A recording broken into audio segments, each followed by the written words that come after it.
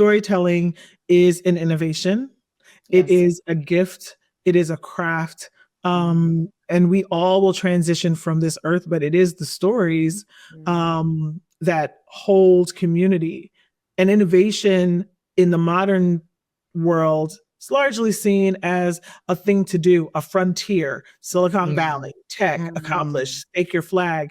And I think as I reflect on this space, especially since we both are social scientists, my early background was in engineering, everything was just kind of hardwired to be Mhm. very mechanical. Yeah. And I feel like we put some meat on the innovation bones. Like, no, there are real humans here Yes. that are going through real stuff.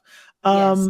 And I hope we Yes. see some more of that. I don't know if you have any reflections on like the blend of storytelling and innovation that we were able to do with this Yeah. project.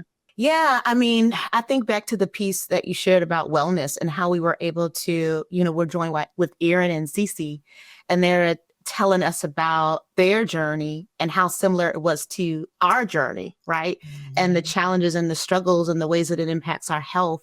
And to your point, I feel that in this conversation around entrepreneurship, especially, it is romanticized in ways that Mhm. are not real.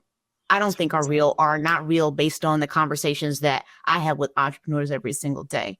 So I feel that it allowed us to offer a fresh take and a real take on what entrepreneurship looks like within our community. And I hope that there's an opportunity for more of that because I feel that we just scratched the surface. Yeah, when we say that there's some projects that we are working on, so if you all are nosy enough to want to know what they are, you're gonna have to be connected to us, but I'm not telling. But one of the things that we're really excited about is providing the human holistic side, Yes. not even just as a practice, but because I think without distinctly saying that it is part of the theory of change, there is a theory of practice Yes. that isolation does not help an entrepreneur That's right. to do this. And really, if you think about it, any good thing you've done in life was very far from bootstraps. You That's had right. community, That's you right. had aunties, you That's had right. people there cheering you on, even if they didn't know what you were doing. Right. And Praying we for you. are, you know what I mean? Like we are chains to links is really also how those of us that have been programmed to participate in that way of existence, that like there's another way of Yeah. existing and potentially a more sustainable way, Yeah. or that it provides more sustainability to our collective existence, especially in these changing times. Yeah. If you're too afraid to tell your story, then you may not be able to get the blessing on the other side of people that are invested in who you are and what you're trying to create.